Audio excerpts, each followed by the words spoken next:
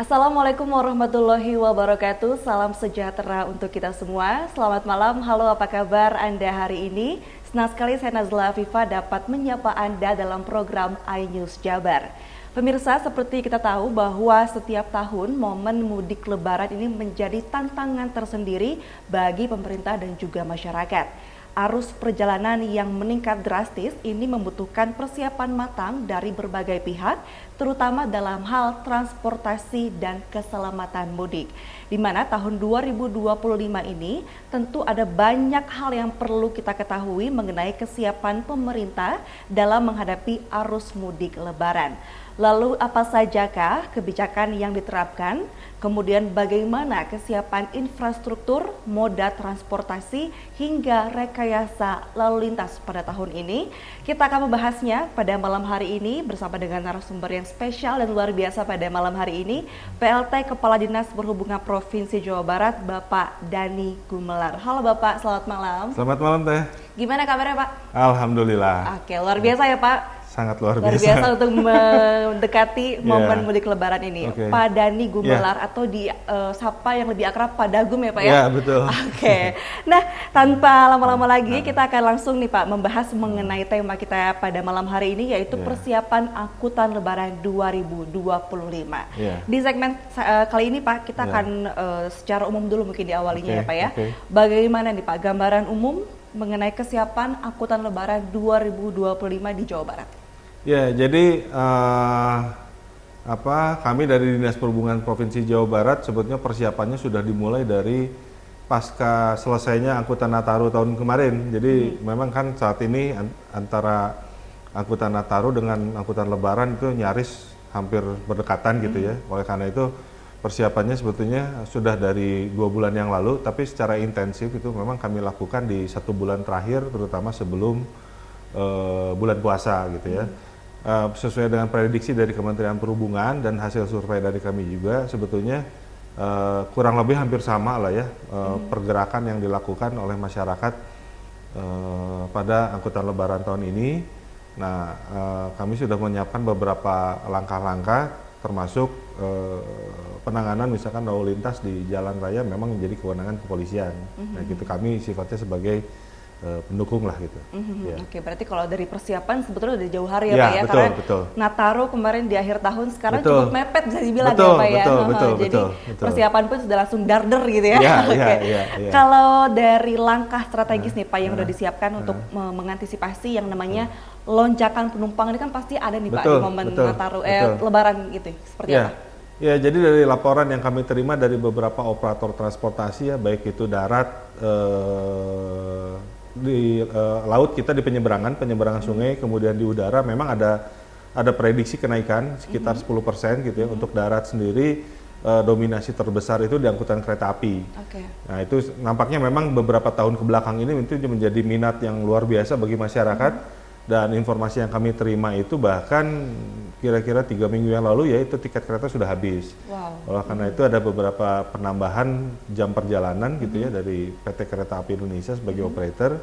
Nah, kemudian untuk angkutan bis juga ada biasanya ada penaikan, tapi itu biasanya terjadi di 3 hari sebelum Lebaran gitu ya. Kemudian di angkutan udara juga sama, walaupun sekarang rute penerbangan dari Kertajati yang terbesar itu kemungkinan yang paling banyak ke Denpasar dan Balikpapan gitu ya. Nah, itu jadi memang hampir seluruh moda transportasi ada peningkatan. Nah, yang terbesar adalah berdasarkan hasil survei adalah keberminatan masyarakat menggunakan angkutan pribadi. Dalam hal ini kendaraan mobil dan motor. Nah, itu berdasarkan hasil survei didominasi hampir kurang lebih di atas 50%. Nah, oleh karena itu yang perlu kami antisipasi adalah terkait dengan kesiapan infrastruktur di jalan raya ya yang perlu kita antisipasi gitu. Tadi Bapak membahas juga mengenai persiapan atau kesiapan dari infrastruktur nih Pak. Betul. Bagaimana nih Pak kesiapan infrastruktur transportasi ya Pak, baik dari tol ataupun non-tol menghadapi arus mudik, seperti apa nih dari Dishub Jabar sendiri? Ya, sebetulnya kalau kaitan dengan perbaikan infrastruktur khususnya jalan itu ada di kewenangannya Bina Marga, baik itu di Kementerian PU maupun di Dinas Bina Marga Provinsi Jawa Barat dan Dinas PU Kabupaten Kota. Informasi yang kami terima dan memang kami sering melakukan koordinasi, ada beberapa pekerjaan jalan yang memang didahulukan gitu, karena kemarin kondisi kondisi cuaca hujan itu beberapa kondisi jalan kurang baik gitu ya. Nah sekarang sedang digenjot oleh teman-teman Bina Marga. Khusus demikian pula untuk tol gitu ya. Kalau misalkan kita lihat, mungkin pemirsa ada yang melakukan perjalanan tol beberapa hari ini gitu ya, itu sangat intens perbaikan di beberapa titik. Jadi nanti diupayakan seluruh kondisi itu dapat baik pada saat H-7. Jadi seluruh pekerjaan dapat selesai sebelum H-7. Oke, di H-7 ini dapat dikatakan maksimal ya Pak betul, ya? Betul. Oke, tapi kalau untuk dari puncaknya ini tanggal berapa sih Pak? Puncaknya berdasarkan prediksi itu di tanggal 28. 28. Oke, itu berarti kalau misalkan dari H-7 sudah dimaksimalkan menjadi tanggal yang harus sudah siap semua nih Pak, berarti 28 insya Allah semua lancar ya Pak ya, di momen puncaknya ini ya Pak ya.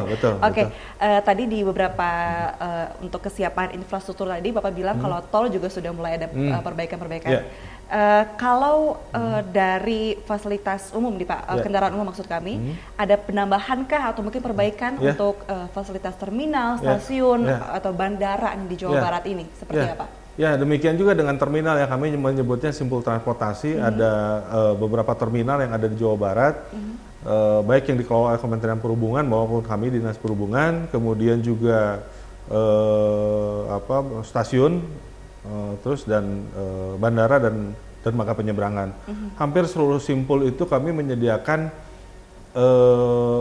yang pasti menyediakan posko.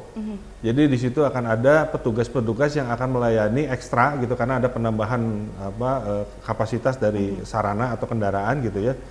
Di situ akan tempatkan petugas yang standby untuk membantu masyarakat gitu. Itu yang pertama. Terus yang kedua, beberapa perbaikan kecil yang sifatnya minor juga sudah dilakukan gitu ya.